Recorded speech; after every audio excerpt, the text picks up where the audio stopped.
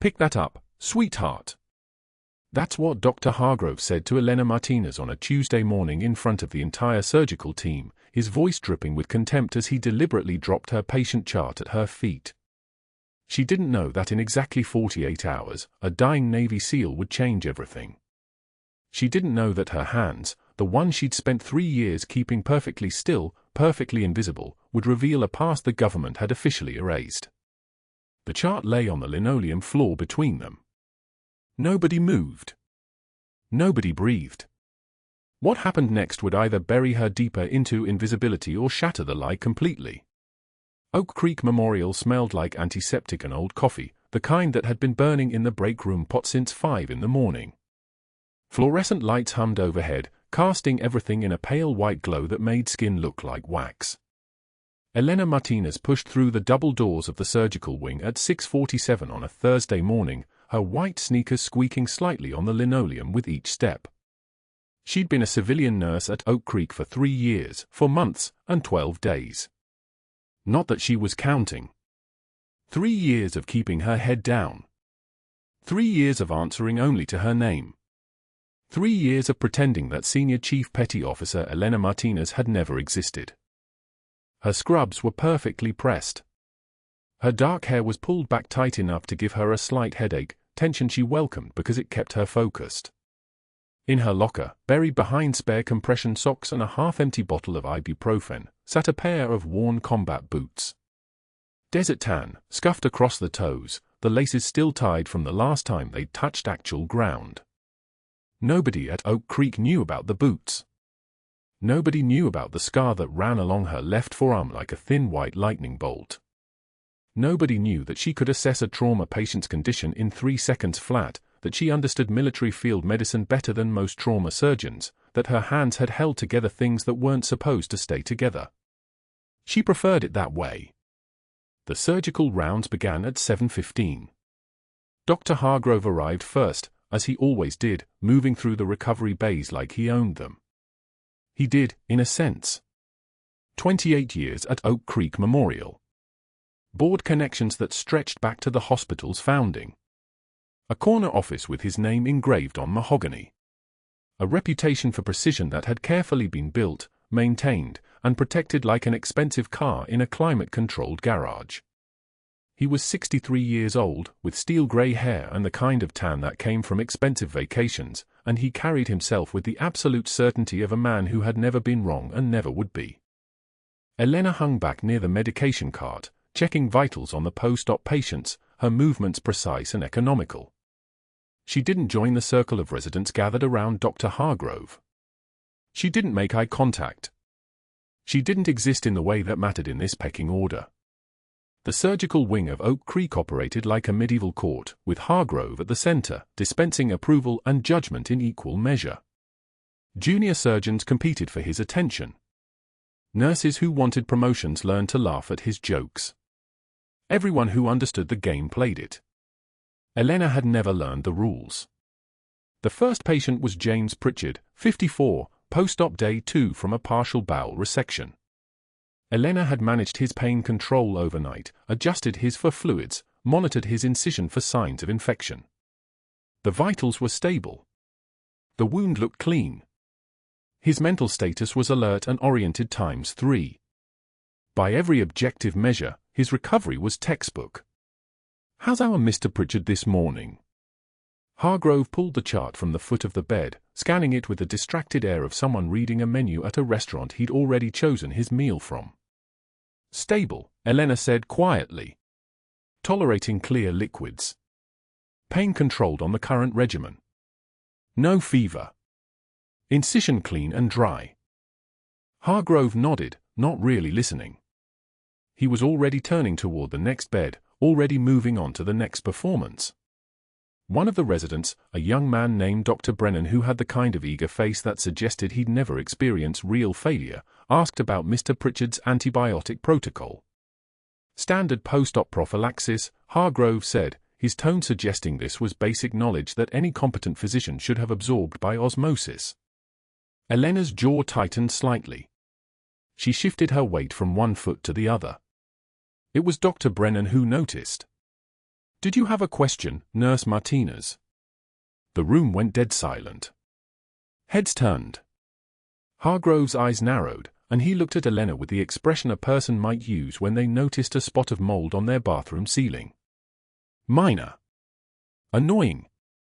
Something that would require attention eventually. His wound culture from admission grew gram-negative rods, Elena said, her voice steady and quiet.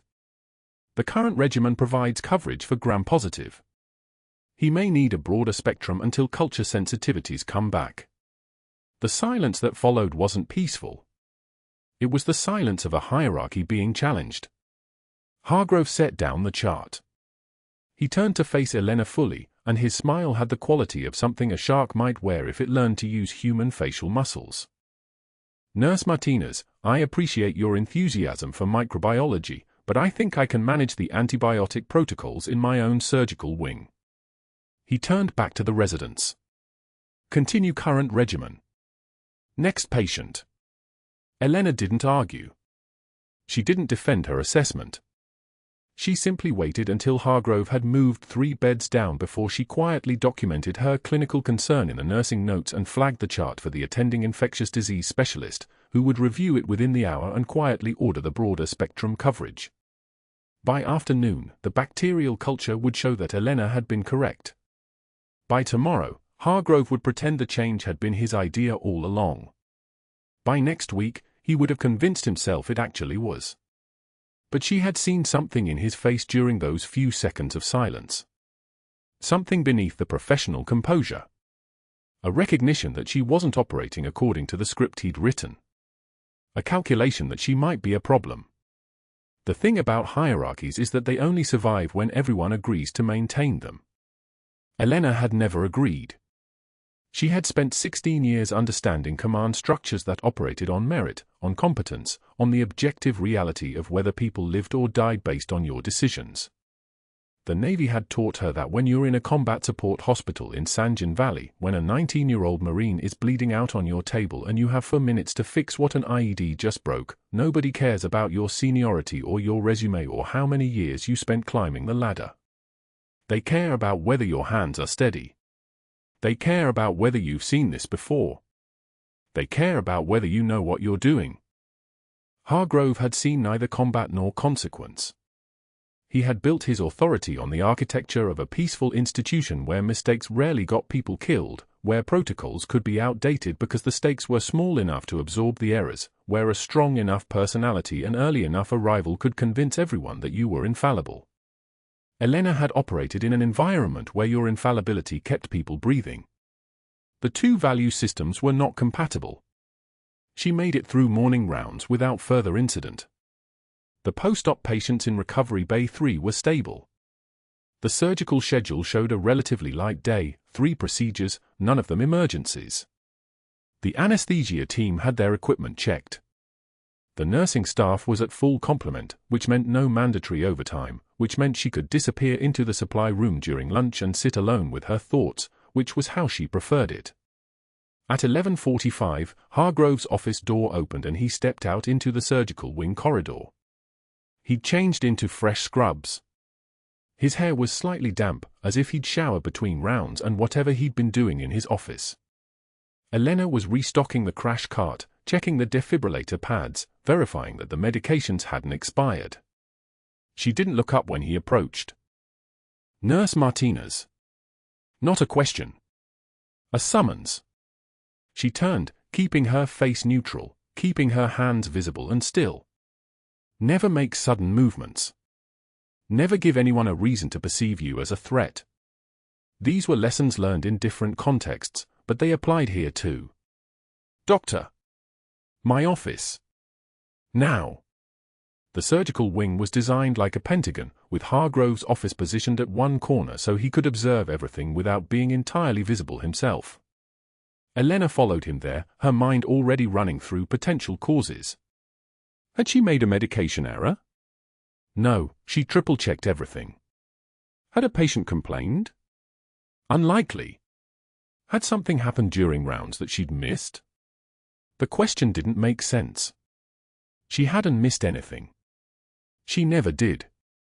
Hargrove closed the office door behind her. The sound was soft but final, the kind of sound a lock makes when it clicks into place. He didn't sit. He didn't invite her to sit.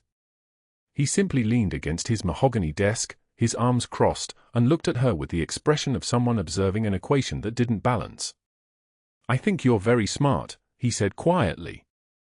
"I think you might even have some clinical knowledge. But I'm wondering if you understand how things work here at Oak Creek." Elena waited. Silence was safer than words. "This is my surgical wing," he continued, his voice taking on the tone of someone explaining a fact to a child. "I've built it over 28 years. Everyone here, or the residents, the attending surgeons, the nurses, the techs, they all understand their place in this structure. They understand that I make the decisions. They understand that they support those decisions." He paused, letting his eyes move over her face like he was reading something written in a language she didn't speak.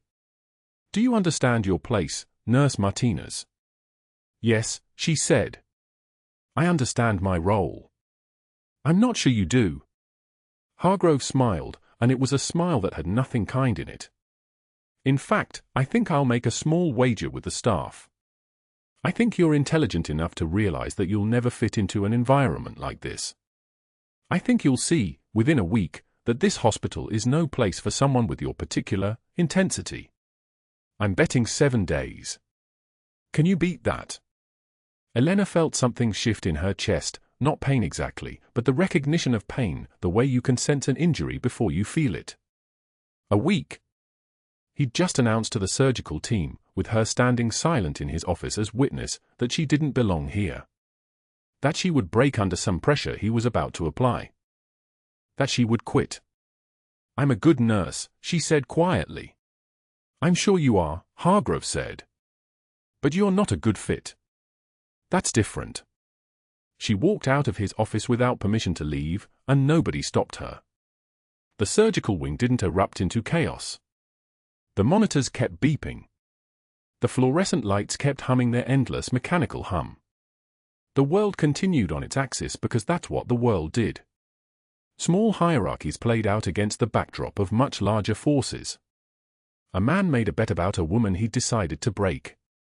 Neither of them knew that 48 hours away, someone would need saving. Neither of them knew that the bet wouldn't matter by then. Neither of them knew that the truth was already moving toward them, like a helicopter crossing a desert sky. That night, Elena sat on the floor of her apartment with her back against the refrigerator, not because she was hungry but because the kitchen was the smallest room and the smallest room felt safest. The apartment was sparse: a bed, a chair, a desk with no papers on it, a television she never watched. On the nightstand was a book she was reading for the 3rd time.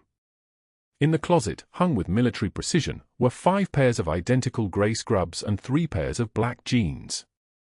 Under the bed, in a waterproof container, were documents that officially didn't exist. Birth certificate. Military service records. Photographs from another lifetime. Letters from people who were supposed to have forgotten her name. She pulled out her phone and looked at the message thread with Dr. Sarah Chen, her former commanding officer at Naval Medical Center San Diego. The last message was 6 months old, just checking in. "How's the civilian life treating you?" Elena had never responded. She didn't respond to messages. She didn't call people on their birthdays. She didn't do anything that required leaving a paper trail or having someone know her well enough to notice patterns. Senior Chief Petty Officer Elena Martinez had been erased on a Thursday in 2019 after a classified operation in Sangin had gone sideways. The details were compartmentalized beyond even her own access now. A team inserted in Helmand Province to support a joint task force operation. An IED that had detonated wrong, in the wrong place, at the wrong time. 3 service members killed immediately. Elena had performed emergency surgery in a field hospital that was being mortared, had kept blood flowing through vessels that should have been severed, had kept her brain perfusing when physics said it shouldn't have been possible. She had held the line for 16 hours with shrapnel embedded in her own shoulder and a bleeding laceration across her left forearm. When the extraction came, the official record of that operation was classified. When the investigation followed, something had gone wrong in the chain of command. A superior officer had made a decision that would cost lives. Elena had witnessed it. Elena had reported it. Elena had been told that this was a security issue, that her testimony could compromise ongoing military operations, that the best way to serve her country now was to disappear. They had offered her a medical discharge. They had offered her a new identity and a civilian job in a hospital system that had no military affiliation. They had offered her a pension and an instruction: never speak of what you saw. Never confirm your service. If anyone asks, you were never there. The boots in her locker were the only physical proof she'd ever worn a uniform. She picked up her phone again and looked at the email from Oak Creek HR: standard training completion reminder. Standard HIPAA certification update. Standard things in standard language. Nothing that acknowledged the woman who had filled it out was anything other than a former nursing student from a state school who had never done anything interesting. The truth was moving toward her, but it hadn't arrived yet. For 48 more hours, she could still hide. For 48 more hours, she could still be just a nurse. The cafeteria smelled like industrial beef and broken promises. Elena carried her lunch tray past the surgeon's table, her movements deliberate, each step measured like a metronome, counting down the hours until she could slip back into invisibility. The soup steamed in its plastic cup, tomato bisque, the one warm thing she'd allowed herself all week. Dr. Hargrove stood as she passed. His elbow came up like a cobra striking, and the tray flew from her hands. Soup exploded across the linoleum in a red arterial spray. The plastic cup bounced twice, the metallic clang of the spoon echoing through the cafeteria like a gunshot. 50 staff members stopped chewing. 50 pairs of eyes swiveled to watch. Hargrove spread his hands in exaggerated contrition, his smile a weapon. "So clumsy," he said, loud enough for the surrounding tables to hear. "Maybe nursing just isn't your calling, sweetheart." Elena stood motionless for exactly 2 seconds. The word sweetheart hung in the air like a slur. She'd been called worse by men who'd meant it less. She knelt slowly to the floor. Her scrubs whispered against the linoleum. One by one, she picked up each piece of broken plastic, the cup, the lid, the spoon, moving with the same precision she'd use in a sterile field. Her breathing remained controlled, diaphragmatic, the kind of calm that comes from having already survived the worst. No tremor. No rush. No tears visible to the 50 people watching. She stood, met Hargrove's eyes without flinching, and delivered her response in a voice that carried across the entire cafeteria: "I've cleaned up worse." Then she walked away. Her hands were steady as surgical steel as she deposited the broken pieces into the trash. When she returned to the surgical wing, her scrubs still damp with soup, she checked the board for rounds. Hargrove's name was listed for 11 a.m. She had 43 minutes to make him regret every moment of this campaign. The third incident came during rounds the following morning. They stood in the hallway outside patient 312's room, Hargrove flanked by 4 residents who'd learned early to laugh when he laughed and nod when he nodded. Elena stood at the back, silent, observing. She'd noticed something during evening vitals, a tightness in the patient's calf, a subtle swelling the attending had missed. Hargrove asked for the chart. Elena retrieved it from the rack and approached him. The moment she handed it over, his arm moved with deliberate carelessness. The chart flew from her hands, pages scattering across the tile floor like white leaves in a storm. Paper skidded under the crash cart. 2 residents gasped. One looked away. "Pick that up, sweetheart." Hargrove's voice dripped with contempt. "Let's see if you can follow basic instructions." Elena stared at the scattered pages. At his smirk. At the residents studying their tablets with sudden intense focus, pretending to be anywhere but here. She felt the heat rise in her chest, felt the tremor building in her hands, not fear. Restraint. The kind that comes from 17 years of military discipline, from holding fire when you had every right to unleash it. One tear traced her left cheek. She watched it, understanding it for what it was, not weakness, but the physical manifestation of a cage being tested. She wiped it with her thumb without breaking eye contact, bent to collect each page in perfect order, and organized the chart with the meticulous care of someone who'd once filed incident reports that decided whether men lived or died. She stood, holding the chart, and delivered her response in a voice that had just dropped half an octave. Patient 312.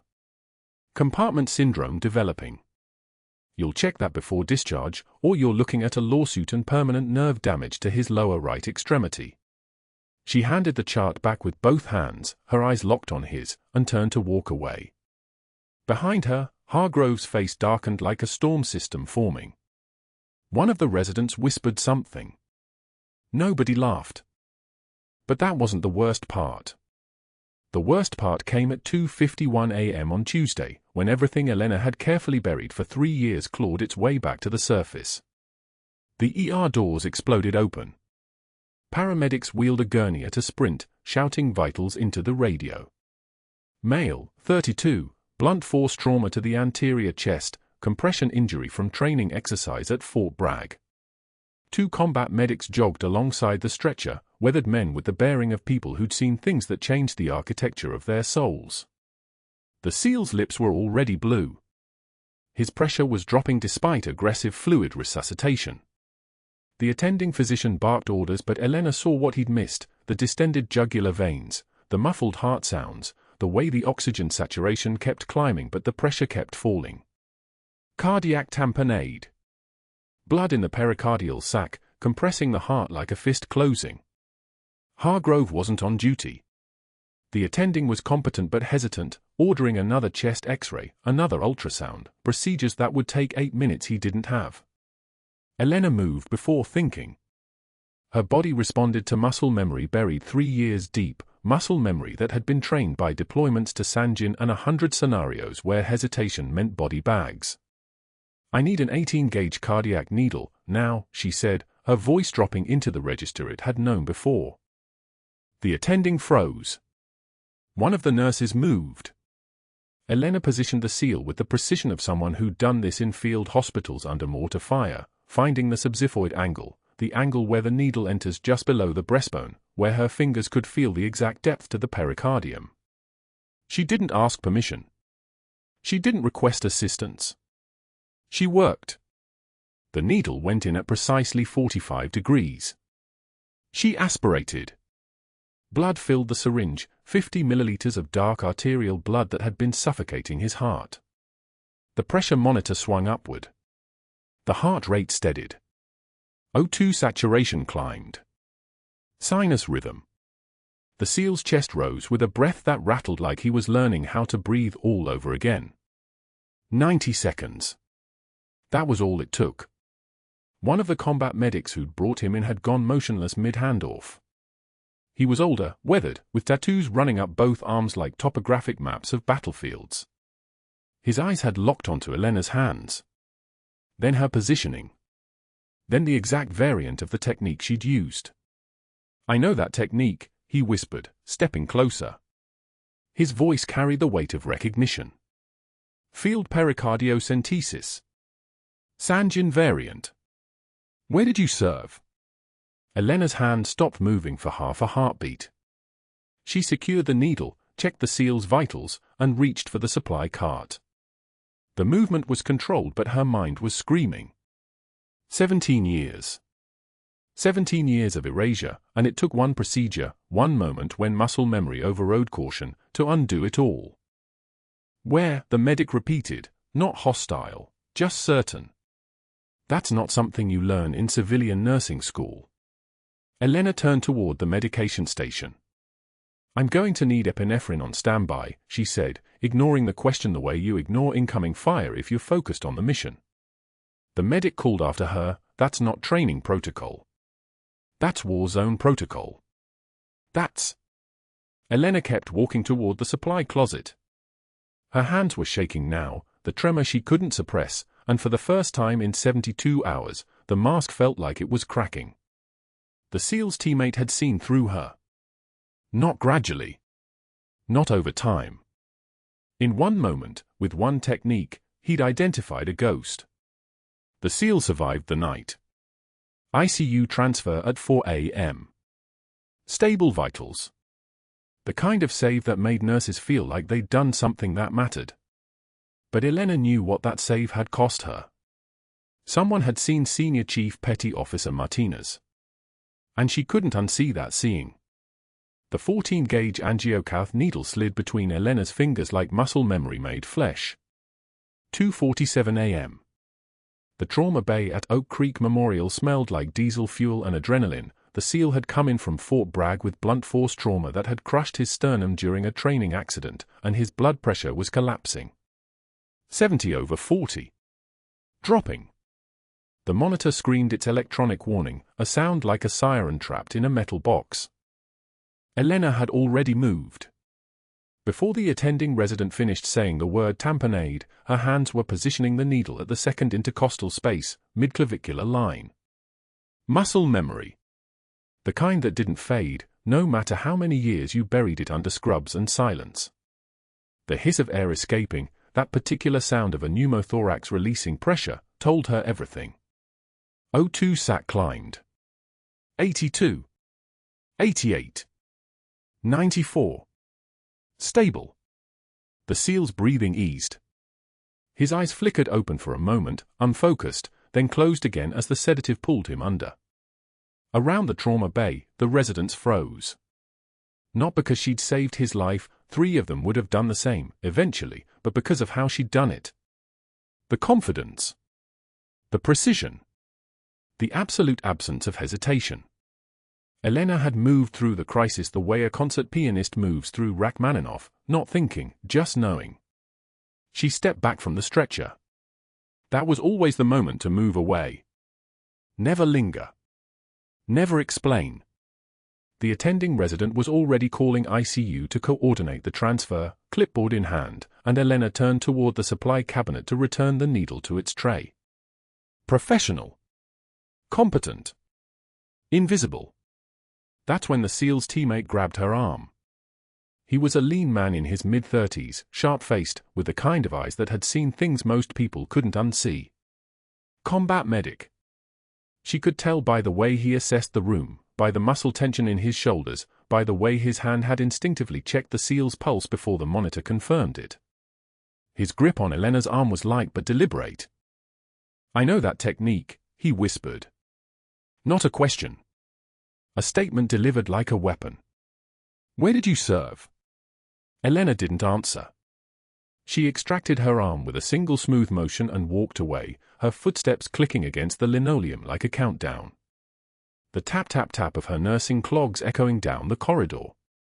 She could feel his gaze tracking her all the way through the double doors, the way a sniper feels a target lock even before the trigger squeeze. She'd made a mistake. Not in saving the SEAL, that had been instinct, and instinct was survival. The mistake was letting them see Senior Chief Petty Officer Martinez for exactly 4 minutes and 37 seconds. Long enough for someone who knew what to look for to recognize the classification marks in her movements. By 9 a.m., Dr. Hargrove knew. His network of nurses and residents fed him information like tributaries to a river. The night shift supervisor mentioned the unusual procedure. A second-year resident noted the advanced technique, almost military-grade precision. By the time Hargrove arrived for morning rounds, he had already placed 3 phone calls. The first was to Board Chairman Morrison, his golf partner of 8 years. They met for lunch at the country club, and Hargrove presented the situation like a surgeon presenting a diagnosis, clinical, measured, damning. "She performed an advanced procedure without proper authorization protocols," he said, cutting his grilled salmon with a fork that cost more than Elena's weekly salary. "We need to know if her credentials are legitimate. Patient safety demands it. Due diligence demands it." Morrison had nodded slowly, the way powerful men nod when they're deciding someone else's fate. "I'll trigger a formal audit," he'd said. "HR and compliance. Full credential review." The second call was to HR Director Chen. Hargrove used different language with Chen: bureaucratic, procedural, unthreatening. "I flagged some inconsistencies in Martinez's employment file during a routine credential verification. Nothing alarming, but standard protocol requires full audit."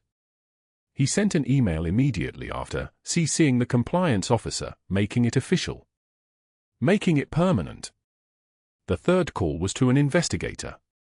A retired hospital administrator named Douglas Vance, who owed Hargrove favors stretching back 15 years, favors involving sealed disciplinary records, favorable references, and a generous consulting contract that kept Vance solvent in his retirement. "I need you to look at an employee," Hargrove said. "Nursing staff.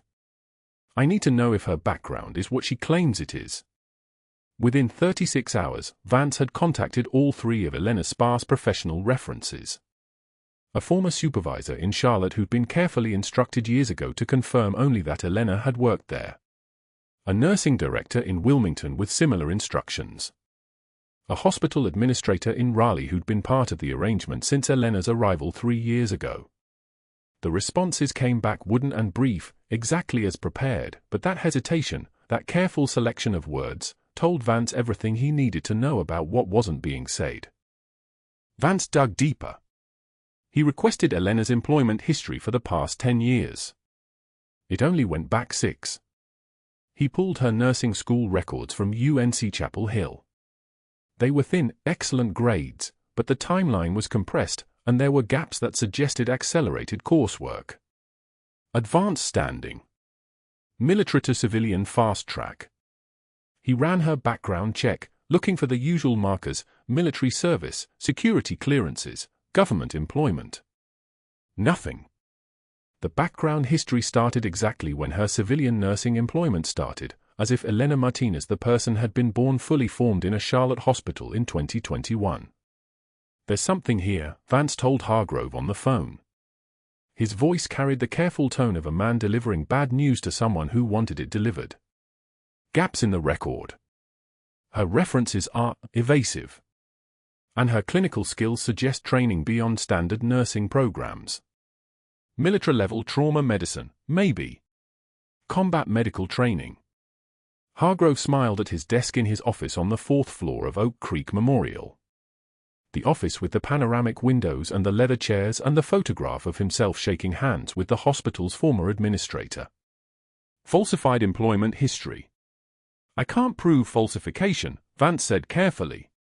"But I can document inconsistencies. Credential gaps. That's usually enough." "That's enough," Hargrove agreed. He presented his findings to the board in a closed-door meeting on the afternoon of day 2. Morrison, Chen, 2 other board members, and the hospital's legal counsel. Vance's report lay on the table like an accusation written in bureaucracy. "At best," Hargrove said, "she's hiding something. At worst, we're liable for employing someone with falsified credentials. Patient safety, liability, compliance, all of it demands we take action." The legal counsel was already nodding. Liability was his language, and Hargrove had spoken it perfectly. Elena didn't know any of this. She was finishing her shift at Oak Creek Memorial, charting her notes on the seal in ICU, where he'd been transferred after 6 hours in the trauma bay. His vitals were stable. His pressure was holding. Whatever internal bleeding had been causing the tamponade had either clotted off or been contained by the procedure she'd performed. He would live. He would probably make a full recovery, though the sternum would take months. In the ICU, the SEAL's combat medic teammate was making phone calls of his own. Quiet inquiries through military channels.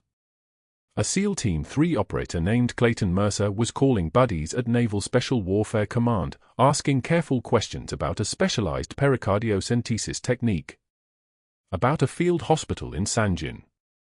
About a Navy corpsman whose name had been redacted from all official records 16 years ago.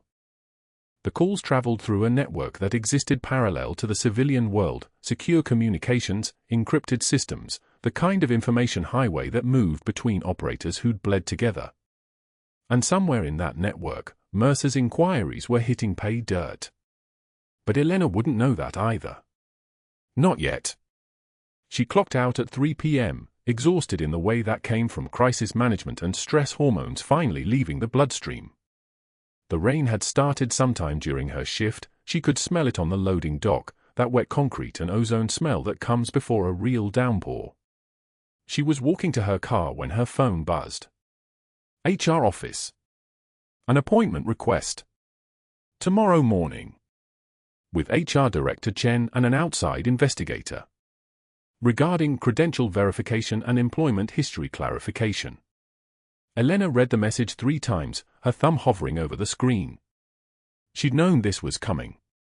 Had known it the moment the combat medic's hand touched her arm.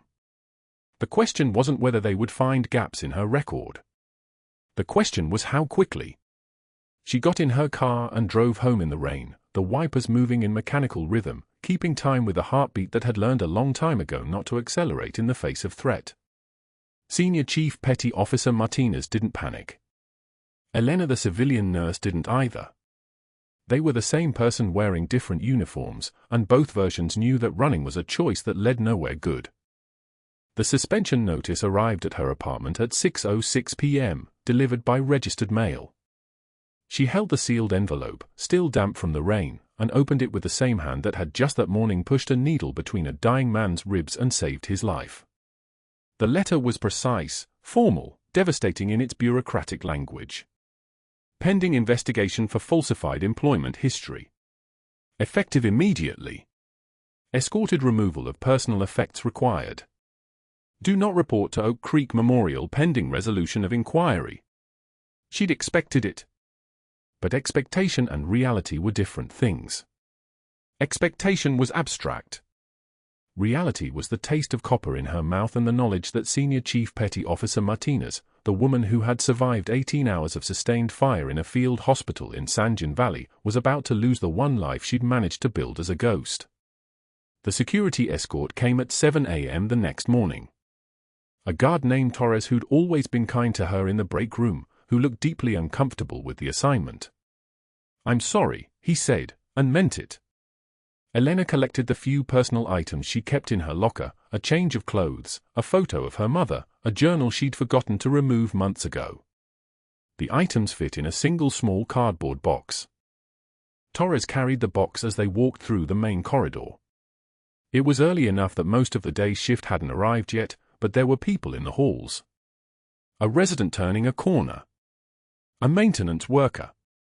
A nursing supervisor who froze mid-stride when she saw Elena being escorted toward the front doors like someone being removed from a crime scene.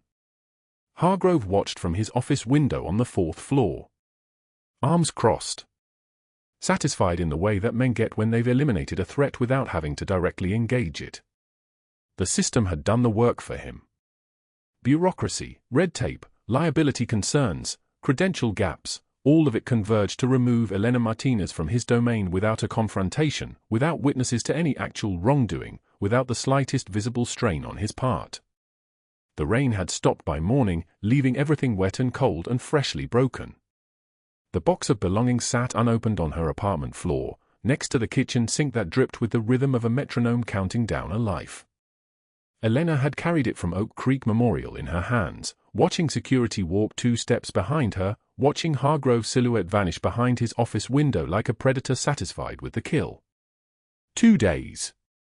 48 hours from saving a man's life to becoming unemployable. The suspension letter had used words like falsified employment history and credibility concerns and pending investigation, each word a brick in the wall Hargrove had constructed around her with phone calls she'd never heard, meetings she'd never attended, people she'd never met deciding she was worth erasing. She'd walked out of Oak Creek Memorial at 3:06 p.m. on a Thursday. The rain had stopped by then, leaving everything wet and cold and freshly broken. Her badge hung around her neck, they'd let her keep it, the cruelty of some small mercy. The other nurses had looked away as she passed. Jennifer, who'd shared lunch with her twice a week for 3 years, suddenly became very interested in a supply cart. The trauma surgeon who'd once asked for her input on a difficult case found something urgent in the stairwell. Only Marcus, the respiratory therapist, had met her eyes. He'd given her a nod, the kind of gesture that acknowledged something unspeakable, and turned back to his ventilators. Home was a 1-bedroom apartment on Morgan Street with beige walls and a landlord who didn't ask questions. Elena set the box down and didn't open it. She stood at her kitchen window and watched the street below, where people walked with purposes and destinations, where lives continued their forward momentum. Her hands trembled slightly as she poured coffee. The tremors had started somewhere between the security escort and her car, small flutters in her fingers like electrical misfirings. Stress response. She recognized the physiology even as she lived inside it. That night, she found them outside her door. Combat boots. Worn, scuffed, weathered by dust and sand and 1,000 miles of terrain. Elena recognized in the way the leather had cracked across the instep. The laces were frayed at the ends. The right sole had been stitched twice. Someone had left them there with no note, no explanation, just the boots positioned neatly on her doormat like an offering at a shrine. She knew what they meant. SEAL tradition, boots left by a teammate for a fallen operator, a gesture of brotherhood that transcended words. The dying SEAL or his combat medic teammate. One of them had traced her address, had driven here in the dark, had left these boots as a way of saying, "We know. We remember. You're not erased." Elena picked them up and carried them inside. She sat on her apartment floor at 2 a.m. holding those boots, running her fingers over the worn leather, feeling the ghost of someone else's footsteps preserved in the scuffs and creases. The tremors in her hands grew worse. Not from fear. From the effort of holding still, of maintaining composure when every muscle was screaming to move, to act, to do something other than sit on linoleum holding the physical evidence of a life she wasn't allowed to acknowledge. She stayed there until dawn, the boots cradled against her chest like they were made of something precious and breakable. The tremors didn't stop. 3 days passed in a suspension between crisis and numbness. Elena tried to apply for jobs online, other hospitals, clinics, urgent care centers willing to hire a nurse with a recent termination. Every application asked the same questions. Military service? She left the boxes blank as ordered by the administrative decree that had come with her suspension. Her records were classified, her past was classified, her identity was classified. She was to surface as Elena Martinez, civilian nurse, nothing more. The erasure was institutionalized now, not just hidden but formalized. She couldn't lie on the applications, they would run background checks and find nothing, which was exactly the point. Nothing to confirm, nothing to deny, nothing to exist. By day 4, the tremors had spread from her hands to her neck. Stress-induced, probably. The kind of sympathetic nervous system dysregulation that followed acute trauma. She'd treated patients with it 100 times, had explained the physiology, had prescribed relaxation techniques and follow-up care. Now she was the patient, and the irony was so sharp it cut. She needed someone to explain to her what she already knew. She needed professional help that she couldn't afford to ask for at a civilian hospital without generating more questions. The VA hospital in Durham was 37 miles from her apartment. Elena drove there on a Tuesday morning when the rain came back, soft and relentless, the kind of rain that sounded like static on the windshield. She wasn't wearing scrubs. She wore civilian clothes that felt like a costume, jeans, a gray jacket, nothing that marked her as a provider. The waiting room smelled like old coffee and the specific kind of institutional air that circulated through every veterans facility in America, part antiseptic, part resignation. Men and women in worn military jackets sat in plastic chairs, some with visible prosthetics, some with invisible wounds written across their faces. Elena had treated some of these people. Or people like them. In another life. In a context that no longer existed. She took a number from the check-in desk and sat in a chair against the wall. Across from her, a Marine with a 3rd Battalion, 5th Marines patch sat with his hands folded, staring at nothing. Next to him, a woman with Army Ranger tape on her jacket scrolled through her phone with the kind of mechanical rhythm that suggested she was avoiding something. Elena recognized the posture of people who'd seen things. She'd stood beside them in field hospitals, had worked 18-hour surgeries to keep them alive, had held the hands of men bleeding out from IED wounds in Sangin. They didn't recognize her now. How could they? Senior Chief Petty Officer Martinez didn't exist anymore. That woman had been declared KIA 3 years ago. An empty coffin. A classified file. A ghost. The intake form came with a clipboard and a pen that didn't work quite right, the ink skipping across the paper. Elena filled in her name. Age. Current medications, none. Reason for visit, stress-induced tremors. The questions flowed down the page in bureaucratic logic until she reached the section marked Military Service History. A checkbox. A date range. Details about rank and service dates and discharge status. Her pen hovered. The administrative order had been explicit, her military record was classified under Operation Lionheart. She was not to acknowledge service. Not to complete forms with military information.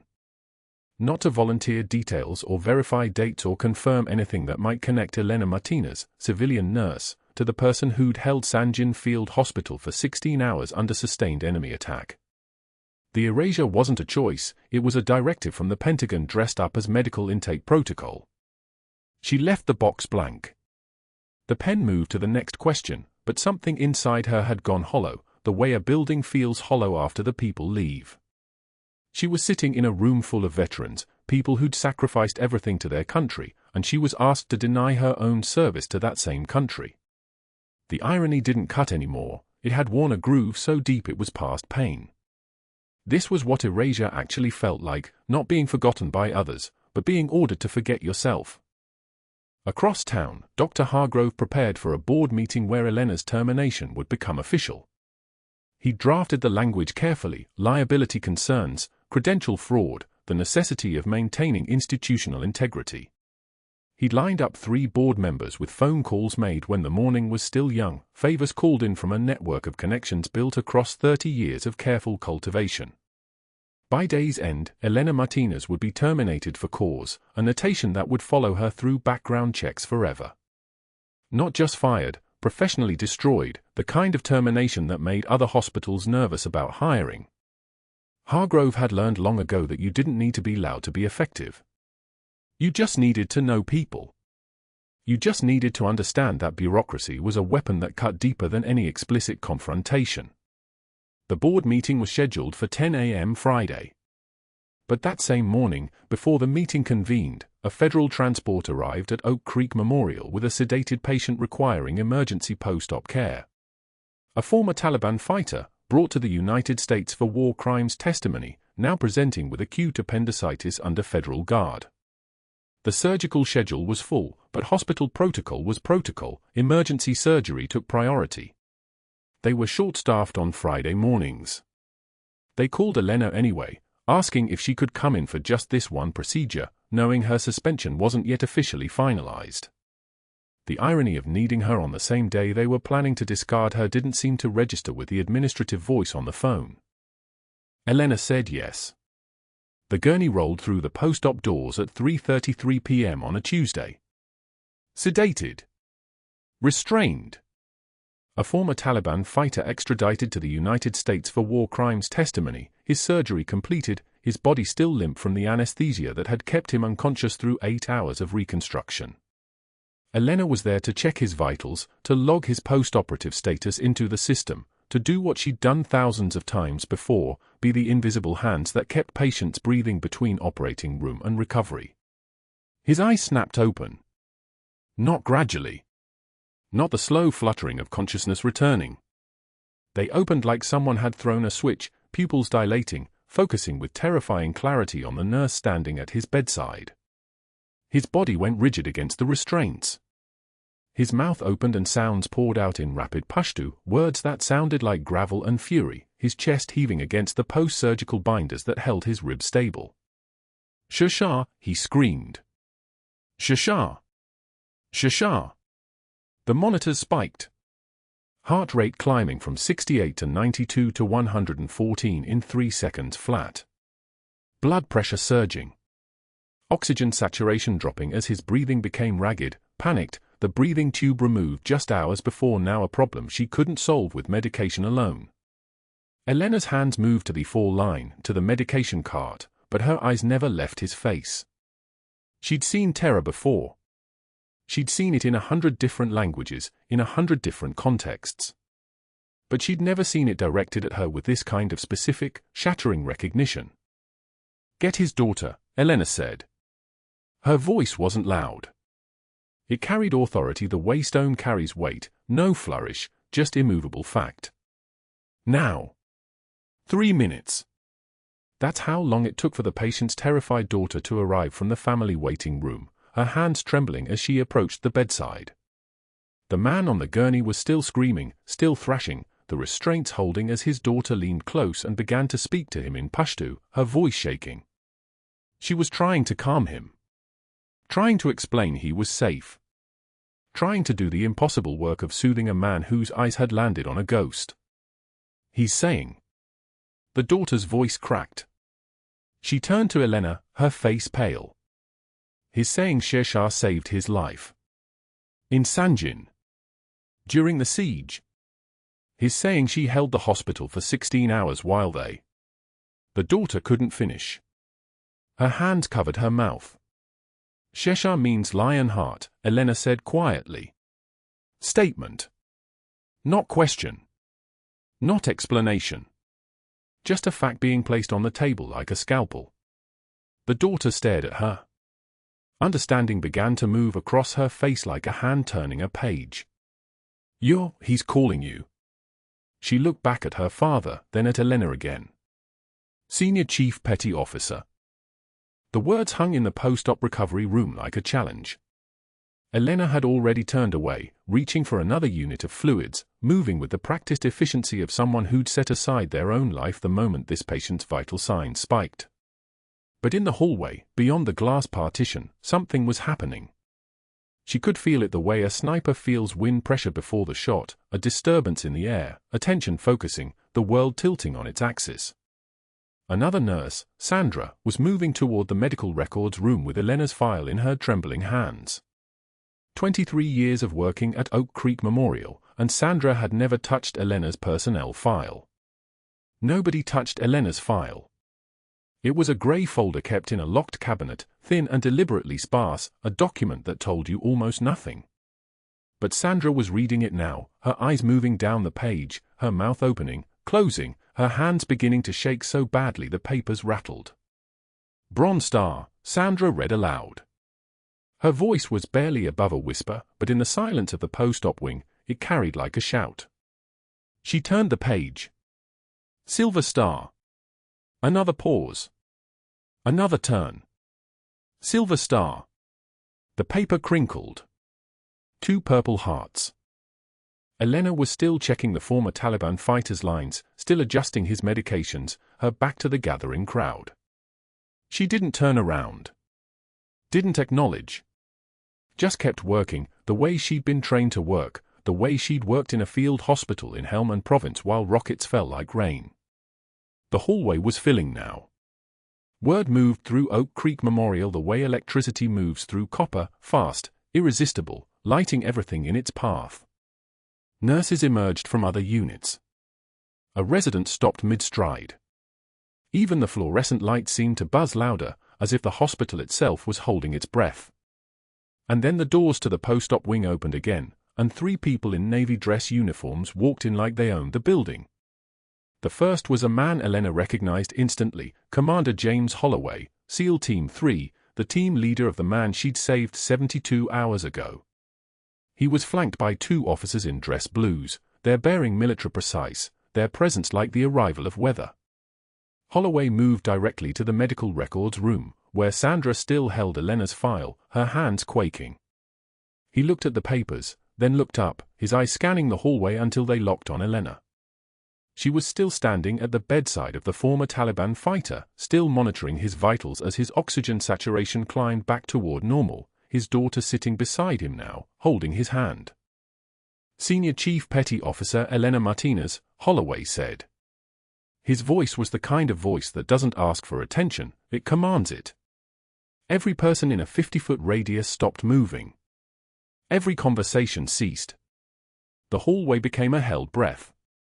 Bronze Star for tactical field medicine under fire. Silver Star for leadership during the siege of Sangin Field Hospital. Second Silver Star for successful evacuation of 53 personnel under ongoing hostile fire. 2 Purple Hearts for wounds sustained in service. And a Navy Cross for extraordinary heroism. He named each medal as if laying stones, each one a declarative statement. Each one irrefutable. Elena's hands didn't slow. Her jaw didn't clench. She didn't turn to acknowledge any of it. She simply finished documenting the former Taliban fighter's post-operative status and logged out of the system. That was when the FBI appeared. 2 agents in dark suits stepping through the post-op doors with the kind of certainty that comes from federal authority. The older one, a woman with steel-gray hair and eyes that had seen classified things, stepped directly to the administrative desk. "We're here to inform Oak Creek Memorial Hospital," she announced, "that the classified military operation designated Task Force Shershah, Sangin Valley, Helmand Province, has been formally declassified as of 0600 hours this morning. Senior Chief Petty Officer Elena Martinez's complete service record has been restored to full operational status. All restrictions on disclosure have been lifted." She looked directly at Elena. "Your record stands exactly as written, Senior Chief. Exactly as earned." The other agent was already on his radio, his voice crisp. "Command, this is Agent Rodriguez. The subject's service record is confirmed and declassified. Standing by for next tasking." Elena moved from the post-op recovery room toward the supply closet, where she knew she'd kept her personal locker for the past 3 years. Her movements were steady, unhurried, the way someone walks when they've already survived the worst thing the world can do to you. But as she passed Holloway, he said quietly, "Welcome home, Senior Chief." She paused. 1 measured breath. Then, still fighting. "Always, She kept walking. The real reckoning came when Dr. Hargrove emerged from his office, his face the color of old concrete. He tried to speak, something about protecting patient safety, about protocols, about the necessity of thorough investigations, but Board Chairman Morrison was already on his phone, his expression grim as winter. 2 FBI agents moved toward Hargrove with the kind of purposeful calm that meant questions were about to happen in a conference room, and they would not be pleasant ones. The story spread through Oak Creek Memorial like fire through dry grass. Within an hour, nurses were posting on social media. Within 2 hours, local news had the headline, "Decorated Navy Officer Fired After Saving SEAL's Life." By evening, the hospital's legal department was fielding calls from the Navy Veteran Advocacy Coalition, from 3 different Veterans Affairs networks, from journalists who smelled a story about a war hero terminated while performing life-saving medicine. Hargrove's world began to collapse in real time. Morrison called him with the board's decision by 5 p.m., immediate termination pending investigation. Colleagues who'd laughed at his jokes in the cafeteria yesterday now avoided eye contact in the hallways. Residents he'd mentored requested transfers to other supervising physicians. His attorney negotiated quietly in a grey conference room, resign with no severance, accept practice restrictions pending review, or face federal obstruction charges related to his interference with Elena's care of the SEAL patient. He signed at 8:41 p.m. By morning, his corner office had been cleared out by hospital staff. His name removed from the surgical roster. His credentials file forwarded to the State Medical Board for ethics review. The only position he could secure, after 32 years in medicine, was teaching CPR certification to high school students at Raleigh Community College. $8 an hour above minimum wage. No prestige. No power. No hierarchy to exploit. And so the days moved forward like patients through a recovery ward, healing, painful, necessary. 6 months later, Elena Martinez ran Oak Creek Memorial's trauma department. Her service record was displayed in the hospital's Hall of Honor, her medals framed under protective glass, the story of what she'd done in Sangin finally allowed to be told. She'd redesigned the emergency protocols using combat medicine techniques, triage systems born in field hospitals, decision trees forged under fire, procedures that saved lives because they'd been tested by people who'd literally had nothing to lose but how many patients they could keep breathing. The SEAL she'd saved, the man with the shattered ribs and the second chance at life, had returned to active duty 3 weeks ago. He'd sent her a photo of his team mid-operation, sand-colored uniforms and precision equipment, his face barely visible in the desert light. The note on the back, in military script, "Still fighting. Still following orders. Still alive because of you." Elena kept the worn combat boots on a shelf in her office.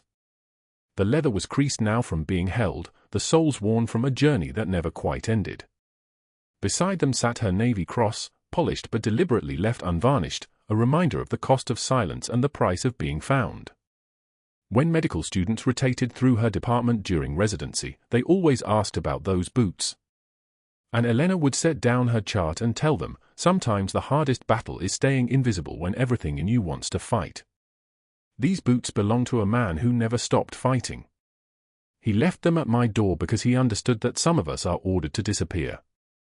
But he also understood that real soldiers, real heroes, never truly vanish. We just wait for the moment when we're finally allowed to come home. She'd started a program for transitioning military medical personnel, helping them navigate civilian credentials without erasing who they'd been.